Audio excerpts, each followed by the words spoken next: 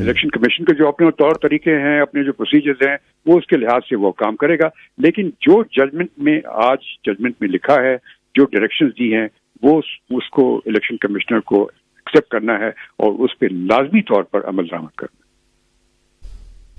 बहुत शुक्रिया। Justice retired शाइक उस्मानी साहब हमारे साथ मौजूद थे और इसी तरह से एंकर पर्सन राय साकिब हमारे साथ मौजूद हैं। साकिब, आपने सुना शाइक उस्मानी साहब को भी, रियासत अली आजाद साहब को भी बज़ाहिर लग ये रहा है कि इस तहरीरी फैसले के बाद अब ऑप्शंस खत्म हो गई हैं एक तरह से हुकूमत के पास और इलेक्शन कमीशन के पास कि वो अगर अमल दरामद नहीं करते। तो शाइक उस्मानी साहब तो कह रहे हैं यूसुफ रजा गिलानी साहब के साथ ऐसे हुआ था, आपको याद है कि उन्होंने अमल दरामद नहीं किया था, जाना पड़ा, फिर नए वजीर आजम आए, तो मामला तो इस तरफ फिर बढ़ सकते हैं। लुकमान, आपसे मुझसे हम सबसे बेहतर अथॉरिटी तो लॉ पे शाइक उस्मानी साहब है, उनकी मैं भी सुन रहा था। इवेंचुअली वे आउट तो कोई नहीं है, एक ही वे आउट है कि as soon as possible review लग जाए, रिव्यू लगने में सस्पेंड हो जाए फैसला और फिर ये समाअत बाद में जारी रहे और हर चीज जहाँ पे है वहां की वहां रुक जाए। बट सवाल फिर वही है ना कि आज जो फैसला आया, डिटेल जजमेंट जो आई है, क्या उन 8 जजेस में से किसी एक ने इधर उधर कोई और देखा, किसी और को देखा है? जिन 8 जजेस का पहला शॉर्ट ऑर्डर था, तो तमाम के तमाम एक जगह पे खड़े हुए हैं, इस फैसले में वो साथ खड़े हुए हैं। तो इवेंचुअली इसके ऊपर इम्प्लीमेंटेशन तो होगी ही होगी, अनलेस अंटिल एज सर क्योंकि रिव्यू बहुत जल्दी लग जाए और रिव्यू में भी शॉर्ट वो सस्पेंड कर दिया जाए इस फैसले को, लेकिन वो होता नजर नहीं आ रहा। वे आउट कोई नहीं है, वे आउट एक ही है कि जमहूरियत को आगे बढ़ाने के लिए, निजाम को आगे बढ़ाने के लिए आई थिंक एक ही वे आउट है कि इसके ऊपर as soon as possible election commission अमल दरामद करे। और जब आप और मैं गुफ्तगू कर रहे हैं तो अब भी इलेक्शन कमीशन का गालिबन इजलास जारी है, तो वेट करते हैं कि उनकी तरफ से क्या रद्द-ए-अमल आता है, उनकी वो क्या इसके ऊपर स्टेटमेंट देते हैं कि हम एज सुन एज पॉसिबल इसके ऊपर अमल दरामद करने जा रहे हैं या फर्दर इसको किसी ना किसी टैक्टिक से प्रोलॉन्ग करेंगे। अच्छा साकिब, हम इसके सियासी नुक्ता नज़र से बात करते हैं, हुकूमत हो या फिर उसके इत्तेहादी हो, पीपल्स पार्टी हो, जो आईनी तरमीम करने जा रहे थे, हम इसको उस तनाजुर में देखते हैं। कहीं ना कहीं इस फैसले के नतीजा में जो उनका सियासी नैरेटिव था आईनी तरमीम से मुतल्लिक, उसको नुकसान पहुंचा है। मान ये सियासी नैरेटिव को नुकसान नहीं पहुंचा, उनकी नंबर गेम को नुकसान पहुंचा है। बैरिस्टर अकील साहब हमारे दोस्त, वो हुकूमती बेंचेस से हुकूमत का हिस्सा है पीएमएलएन का, तो वो ये पब्लिकली कोर्ट टेलीविजन के ऊपर कर चुके हुए थे कि ये जो 41 एमएलए हैं ये आजाद थे। ये कहानी वहां से जरा जोड़कर लाइए और इस पॉइंट पर लेकर आइए कि ये जब क्लैरिफिकेशन या डायरेक्शन आई थी रिसेंटली इलेक्शन कमीशन को सुप्रीम कोर्ट की जानिब से, तो तब भी वो 41 एमएलए आजाद नहीं रह गए हुए थे। और अब तो डिटेल्ड जजमेंट आ गई ना, तो अब तो वे आउट ही कोई नहीं है कि किसी भी तरह से वो 41 एमएलए जो है उनको आजाद कंसिडर नहीं किया जा सकता। फिर यहाँ पर बिलावल भुट्टो जरदारी साहब की स्टेटमेंट भी बहुत इंपॉर्टेंट है। वो कहते हैं कि जी मौलाना फजलुर रहमान साहब हमारे साथ नहीं भी चलते तो हम नंबर गेम पूरी कर लेंगे। और वो नंबर गेम कहाँ से पूरी होनी थी? 2 ही चीजें थी कि इलेक्शन कमीशन ने अमल दरामद नहीं किया हुआ था रिजर्व सीट के ऊपर, वही रिजर्व सीट किसी न किसी तरह से पीएमएलएन, जेयूआईएफ और बाकी पीपल्स पार्टी में बांट दी जाती पहले की तरह, तो फिर 2/3 मेजोरिटी का नंबर पूरा हो जाता था।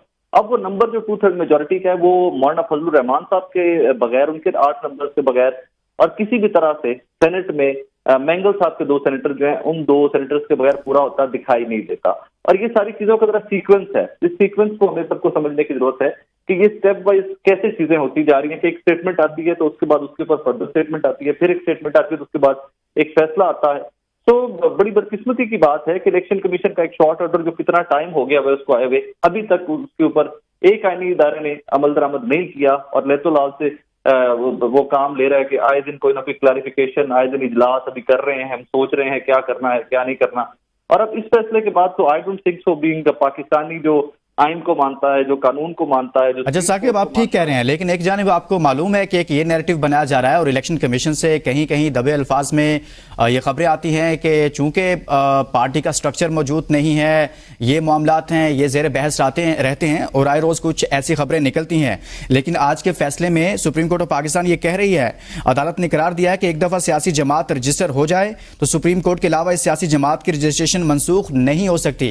यानी कि वो जो एक और नैरेटिव था कि स्ट्रक्चर नहीं है, पार्टी नहीं है, तो उसको भी एड्रेस कर दिया गया आज के फैसले में। मैक्सिमम नुकसान आप यही कर सकते थे ना, आपके निशान वापस ले सकते थे। तो जो मैक्सिमम पेनल्टी थी पाकिस्तान तहरीक-ए-इंसाफ वो तो कीमत पहले पे कर चुकी है। आपने बल्ले का निशान ले लिया था आपसे, बल्ले का निशान लेने के बावजूद जिसपे सुप्रीम कोर्ट के 90% जजेस मुत्तफिक थे कि जनाब party was there. Pakistan Tehreek e Insaf 8 फरवरी के इलेक्शन में एज अ जमात थी, आरओज ने क्यों एक्सेप्ट नहीं किया जमात को एज अ पार्टी? क्यों उसको पाकिस्तान तहरीक-ए-इंसाफ के उम्मीदवारों को पाकिस्तान तहरीक-ए-इंसाफ के उम्मीदवार नहीं माना और उनको आजाद डिक्लेयर कर दिया? तो इसमें फिर उज़ैर भंडारी साहब जो भी पाकिस्तान तहरीक इंसाफ के वकील हैं, उनकी रिसेंट सारी कॉरेस्पॉन्डेंस देखें ना आप, उसमें एड्रेस किया गया है इलेक्शन कमीशन की जानिब से बैरिस्टर गौहर साहब को चेयरमैन। वो डॉक्यूमेंट कुछ पब्लिक भी हुए हैं, रिसेंटली मैंने देख रहा था, वो डॉक्यूमेंट सरफेस भी हुए हैं कि जहां पर बैरिस्टर गौहर को चेयरमैन पाकिस्तान तहरीक इंसाफ लिखा गया। देखिए अपने कॉलो फेल के तजाद हैं, उसको जितना ड्रैग कर लिया जाए, जितना साकिब आप साथ ही रहेगा। अफजल मलिक साहब साबिक additional secretary election commission of Pakistan हमारे साथ मौजूद हैं। बहुत शुक्रिया सर, आपने हमारे लिए वक्त निकाला। सुप्रीम कोर्ट ऑफ पाकिस्तान का तहरीरी और तफसीली फैसला सामने आ गया है। क्या अब भी कोई गुंजाइश बाकी बचती है इलेक्शन कमीशन ऑफ पाकिस्तान के पास कि वो इस पर अमल दरामद ना करे? अल्हम्दुलिल्लाह अल्हम्दुलिल्लाह अल्हम्दुलिल्लाह कि अभी सुप्रीम कोर्ट में दम हम बाकी हैं।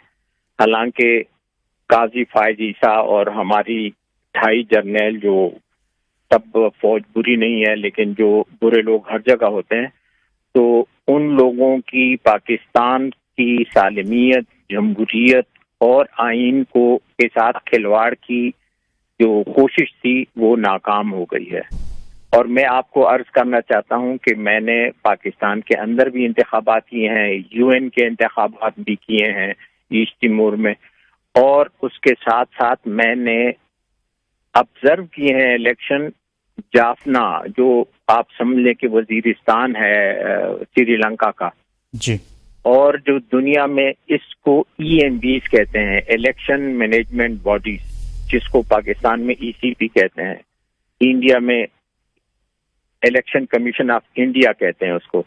ये इदारे, इनकी सबसे बड़ी पहचान ये होती है कि ये न्यूट्रल अंपायर्स होते हैं। मुल्क के अंदर मुख्तलिफ इदारों में जब लोगों के एतमाद का वोट लेने की कोशिश होती है कि उस जमात को जिसके ऊपर लोग एतमाद करें, अंधा एतमाद करें, तो उन लोगों को फिर इक्तिदार दे दिया जाता है। मैं खुद इलेक्शन कमीशन में हाईएस्ट पोजीशन पे रहा हूं और उस वक्त भी ये काम होते रहे हैं, और मैं पाकिस्तान की जो इलेक्टोरल हिस्ट्री है उसमें वाहिद सीनियर तरीन अफसर था और हूं जिसने 2013 के इंतखाबात में जो धांधली हुई थी, 35 पंक्चर नहीं थे, 135 पंक्चर से भी ज्यादा थे, उसके ऊपर मैंने 4.5 घंटे का खरा सच में एक एक स्टेप पे जो ज्यादती हुई थी उसको मैंने रिवील किया था।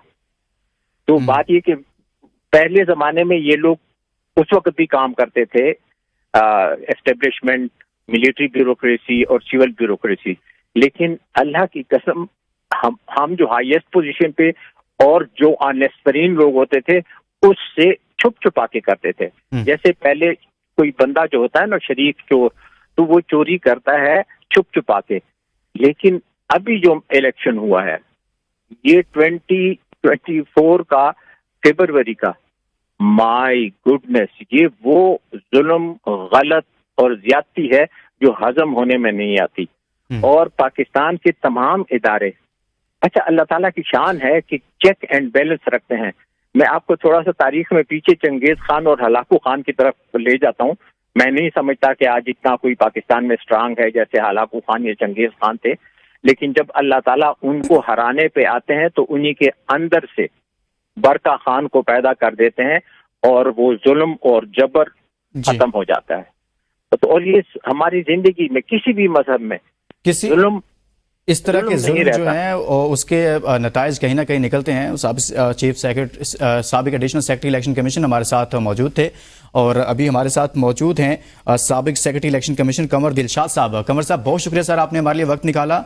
मखसूस नशिस्तों से मुतल्लिक तफसीली और तहरीरी फैसला जारी कर दिया गया है सर, और दूसरी जानिब इलेक्शन कमीशन के इजलास पर इजलास हो रहे हैं।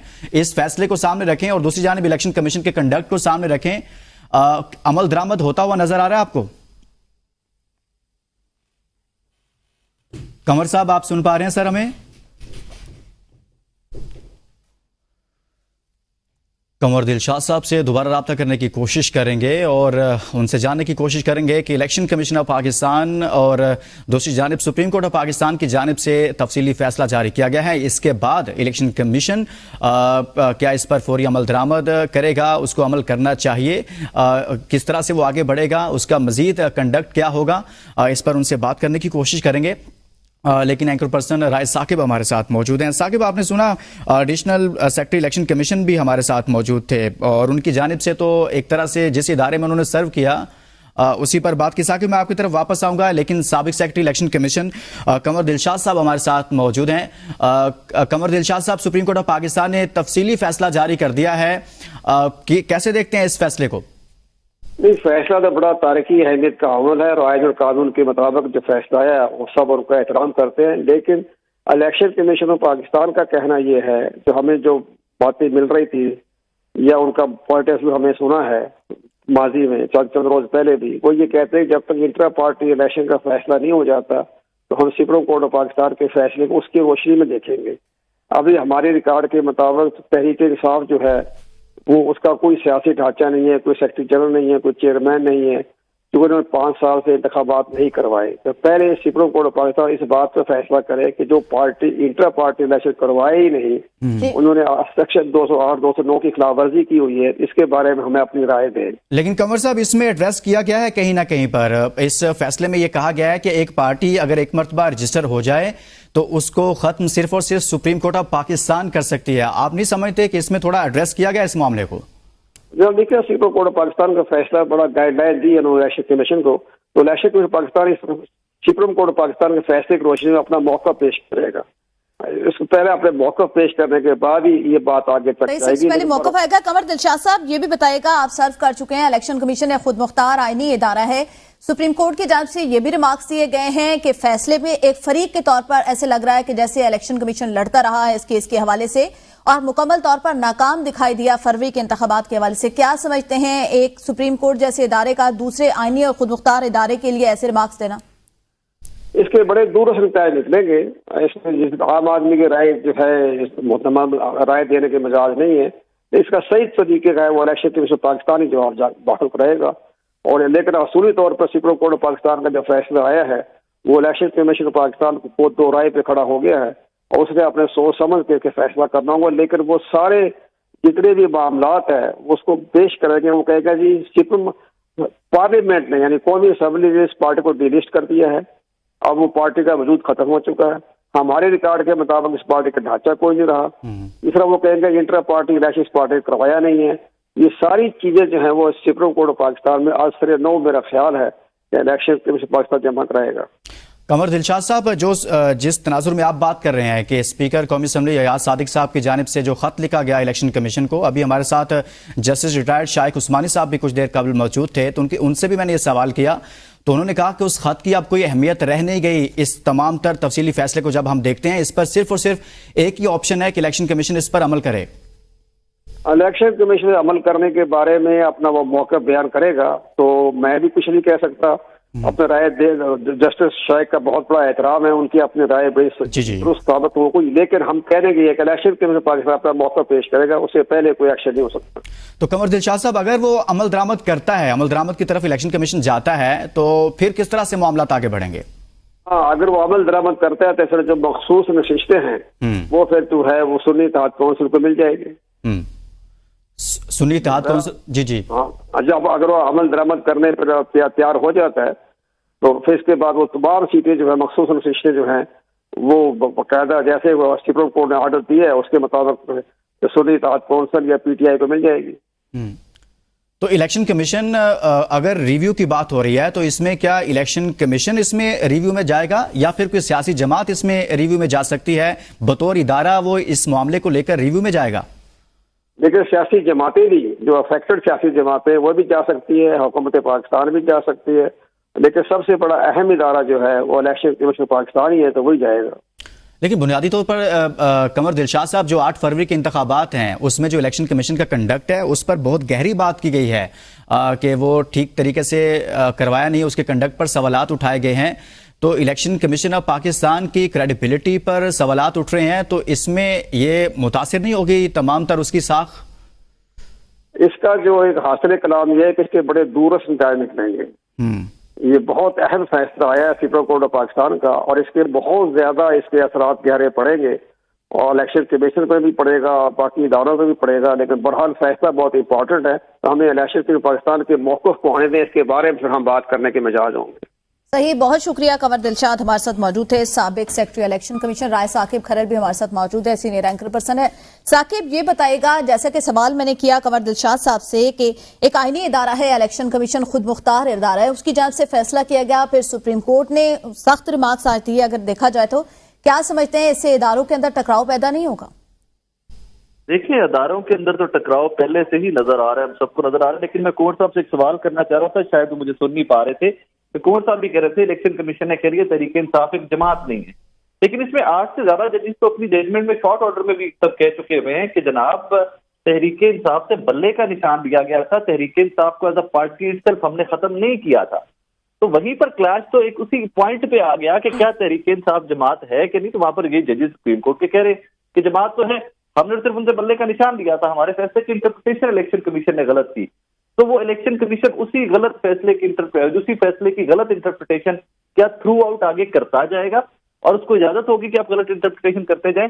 یہ بڑا ایک پرٹیننٹ کوسچن تھا، لیکن تب آئی تھنک کنور صاحب مجھے سن نہیں پائے، میری بات نہیں ہو سکی ان سے. وہ جا چکے. اور رہی بات ٹکراؤ کی، تو ٹکراؤ از ویری انفارچونیٹ، بڑے ہیوی ہارٹ کے ساتھ کہنا پڑتا ہے کہ ٹکراؤ تو چلا آ رہا ہے، تھرو آؤٹ چلا آ رہا ہے. جو 2 ججز نے جو ریسنٹلی اپنا ججمنٹ دیا تھا اس کے اوپر شارٹ آرڈر کے بعد جو آیا تھا، جس کے اوپر آج اس فیصلے میں بھی اس کو ڈسکس کیا گیا، ذرا دیکھیے وہ کیا تھا. اس کے اوپر وہ ٹکراؤ ہی تو تھا.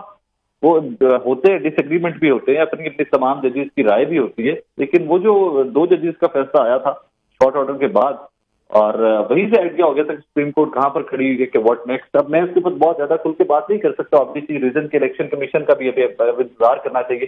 ہم ویری پازیٹیو کہ آج کی الیکشن کمیشن کا کوئی نہ کوئی کلیئر اسٹانس اس فیصلے کے بعد آ جائے گا آپ کا میرے سامنے. اچھا، سیاسی لحاظ سے رائے ثاقب اگر دیکھا جائے تو اکثر خبریں گردش کرتی ہے جب بھی کوئی بل پاس کرانا ہو، جیسے ابھی آئینی ترمیم کی بات ہوئی تھی، تو کیونکہ آزاد امیدوار ہیں، سب یہی کہتے نظر آتے ہیں کہ بھئی ہمارے آزاد امیدوار اٹھا کر لے گئے ہیں یا وہ بک گئے ہیں. اس طرح کی باتیں مارکیٹ میں آتی رہتی ہیں کافی عرصے سے. بتائیے گا اس حوالے سے کہ کیا اب اگر الیکشن کمیشن کہتا ہے کہ تحریری طور پر کچھ جمع کرا دیں کہ آپ یہ پارٹی جوائن کر چکے ہیں، چاہے سنی اتحاد کونسل یا پاکستان تحریک انصاف، تو آپ کیا سمجھتے ہیں، کیا آپ کا تجزیہ اس کے اوپر ہے کہ سارے جتنے آزاد امیدوار ہیں وہ تحریری طور پر کسی پارٹی کو جوائن کر لیں گے؟ آئی تھنک اس میں کافی سارے تو کر چکے ہوئے ہیں. 7 کے قریب امیدوار تھے، جن میں سے 3 بیرسٹر گوہر صاحب، عمر ایوب صاحب اور علی اصغر خان صاحب تھے. یہ تینوں عہدیداران تھے تحریک انصاف کے. یہ اس لیے انہوں نے ایفیڈیوٹ نہیں دیے ہوئے تھے، اور بریگیڈیئر اسلم گھمن صاحب اور وہ جو باقی لوگ ہیں ان میں سے بھی کافی زیادہ کے ایفیڈیوٹ تو آ گئے ہوئے ہیں. اب یہاں پر ایک پھر چیز جو سامنے آڑے آئے گی ہر اس امینڈمنٹ کی، وہ 63A ہے. جب تک ریویو میں نہیں جاتا 63A، جب تک 63A